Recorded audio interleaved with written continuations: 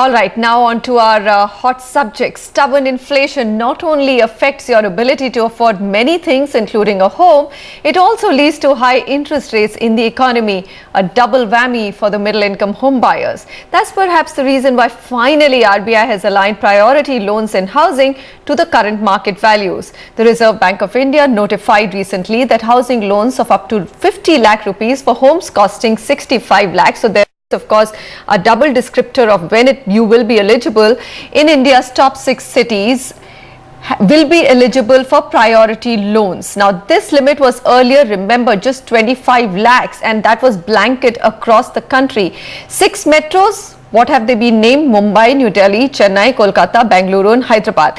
Not to say that smaller cities have been left out. The cost of home here, the limit has been set lower. It's not 65 lakhs, it's 50 lakh, and the loan value is lower by 10 lakhs at 40 lakh. Now how will it work? In reality, will that benefit which will go to the bank get passed on to the customer? Let's welcome Harshvardhan Rungta, CFP Rungta Securities Private Limited. Harshvardhan, thank you very much for joining us. It's been a long time since we did a show together.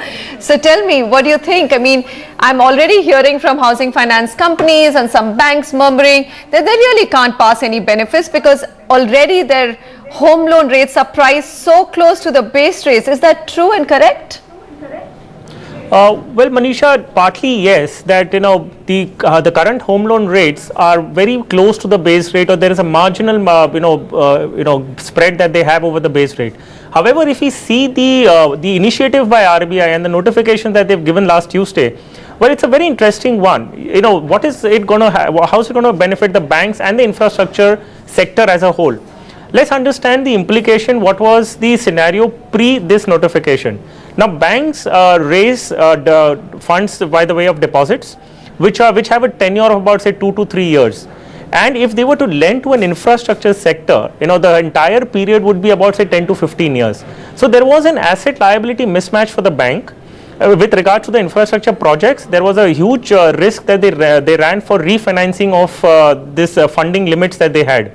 So what the government and RBI intend to do now is provide some kind of a secured long-term funding options to the infrastructure sector. So now what RBI has done, they've allowed banks to now issue long-term bonds which could have a minimum tenure of 7 years, and then use those funds to fund the infrastructure subsectors and the affordable housing sector, because they think that there needs to be some kind of a thrust and push in that sector. Now what is going to happen?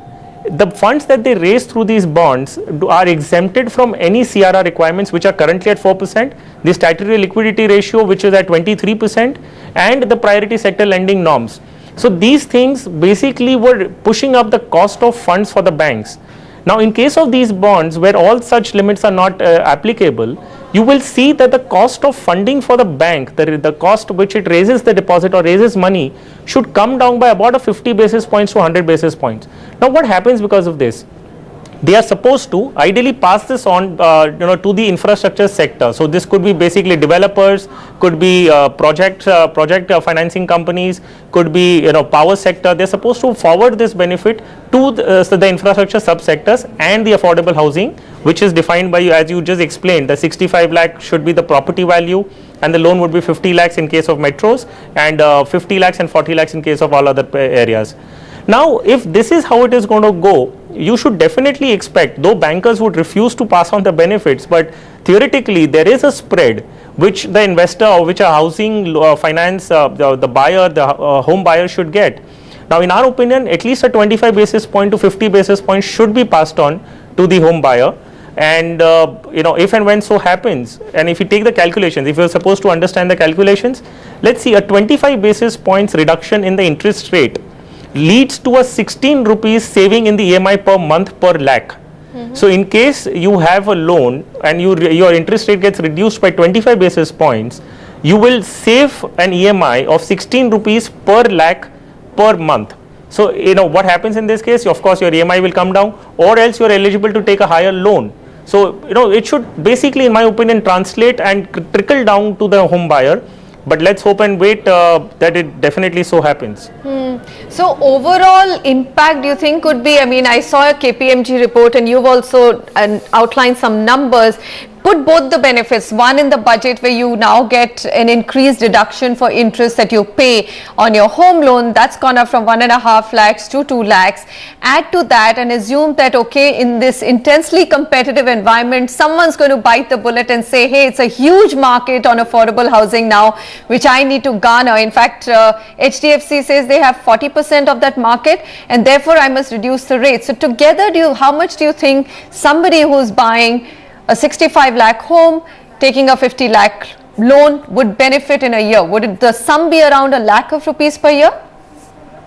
Well, see, if you take the financials, with regards to the taxation, that the tax benefits that he gets because of the interest eligibility being increased from 1.5 lakhs to 2 lakhs under section 24, well, there is definitely some savings there, which is going to be helping the individual in any form. Well, regards to the affordable housing and the competition which will force banks to probably reduce rates, I really hope it does, because if you see earlier, the banks always complained that the non-banking housing, non-banking finance companies or the higher housing finance companies do not have any such restriction or the CRR requirements, the SLR, the private sector lending norms. No, these things are not applicable to housing finance companies. These are not applicable to the NBFCs, and banks are mandated to do so. So their cost is high, and they're not able to pass that on.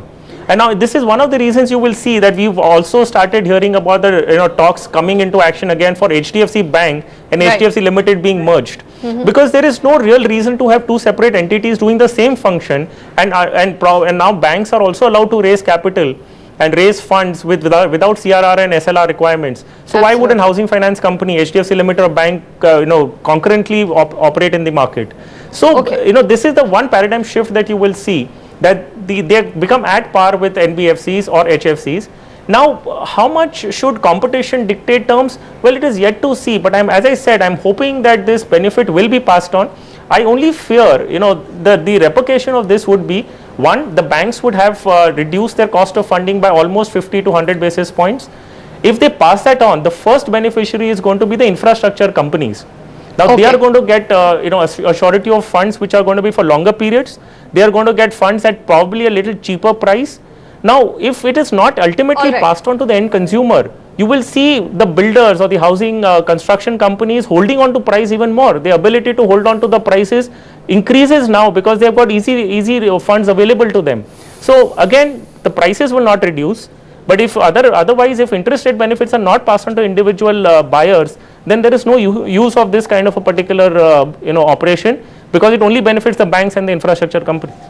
All right, we do think that right now probably affordable housing is a more cushioned market than infrastructure. I'm not so sure, Harshvardhan, how many bankers would be running behind infrastructure. They already have huge bad debts on that front. But thank you very much for outlining for our viewers so clearly. So we are also keeping our fingers crossed that RBI has eased norms for affordable housing and in fact changed the limits to something which is more believable now. Budget homes don't come in less than 65 lakh rupees in a large city. So we hope that in the next quarter, at least 3 months, we will see a reduction for those ticket size of loans by at least 0.25% and even maybe going up to 0.5%.